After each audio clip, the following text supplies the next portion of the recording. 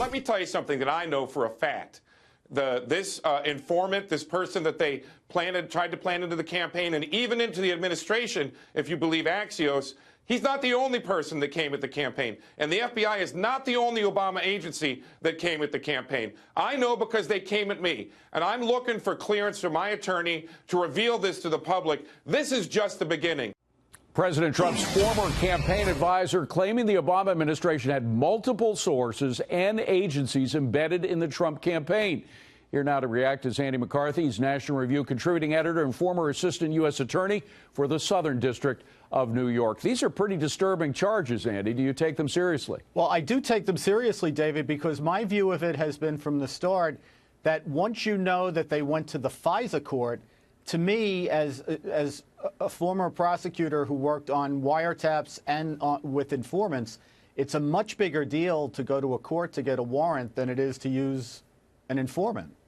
Well, it does look, from what we know now, from what people have told us about the way in which these informants or agents, whatever you want to call them, are working with suspects, people in the Trump campaign, it looks like people were targeted with the attempt to bait them into saying something about the Russians, even if there was nothing to say about the Russians. Yeah, well, that's a pretty common thing with informant cases. That's why in so many of them you get an entrapment claim, and there's always a big to-do about whether the person was predisposed to, engage in whatever the behavior is that the agents were. Well, from what you've heard so far, do you sense entrapment here?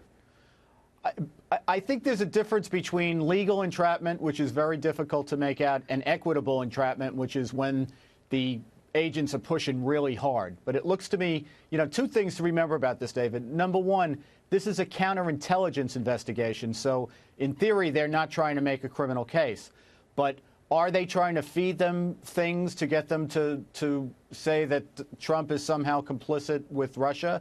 If that was what they were convinced was the truth, agents have been known to do that sort of thing. And then you have the case of Fusion GPS, which was working with this Russian spy. She a self-admitted Russian spy. They were paid millions of dollars by the Democratic National Committee, and they met. Fusion GPS, the right arm of the smear campaign, of the Hillary campaign, was meeting with a Russian spy before and after her meeting with Donald Trump Jr. I mean, that just reeks, does it not? Yeah, well, I mean, part of the reason they were meeting before was because they were engaged in a case together, but that doesn't really help them a whole lot because they were working for basically an outfit that's connected to the Kremlin. So they were, but at the same time, Andy, you know how these groups operate. They try to piggyback one client on another if they can. And the fact is that I'm sure there was something that they could learn that would help their Hillary campaign work from what this Russian spy was doing with Donald Trump Jr. Yeah, well, I think, David, that there's no question that what went on here was politically motivated. I think if you go back to the beginning of the FBI's investigation, where it really got jump-started was when some of these people who had Russian connections like Manafort and Page entered the Trump campaign. I really think that we're going to learn that was the kicking off point. And they may have had legitimate concerns about the backgrounds of some of these people, but there's a real political overlay to this. Well, I don't like to quote people who I have on as guests, quote their own work. But in this case, you spoke in an article that you wrote for National Review. I'm sure it's right then. Well, I'm sure you'll agree with your own words, but I just want to put it up on the screen because it's very salient to what we're talking about.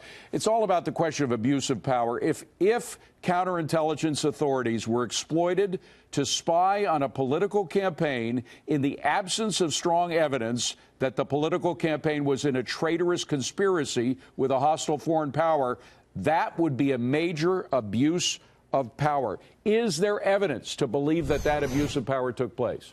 I think it looks right now like an abuse of power. Now, I think this is in the end what we're going to end up arguing about, because if there really was strong evidence, it would have been irresponsible for them not to conduct an investigation. But if they don't have strong evidence, they have to know better than to go after a political campaign. It's just... So the president has ordered a further investigation. We heard about it yesterday afternoon. And the critics say, well, this is political interference in a law enforcement matter. That's not right. To which you say what? I say two things. Number one, the president's in charge of the executive branch, and if there was misconduct in the executive branch, it's the president's duty to find out about it. So they answer to him. And the other thing here that's very important, David, is this was a counterintelligence investigation. I know I'm like a broken record saying that, but we don't want political interference in law enforcement proceedings. It's true that we don't want the politicians deciding who gets indicted. But counterintel's a whole nother ballgame. It's done for the president. It's for the president's mission. Right, right, absolutely. Andrew McCarthy, there's a reason why they call you the best. Good to have you on, sir. Thank you very much. Appreciate it. David.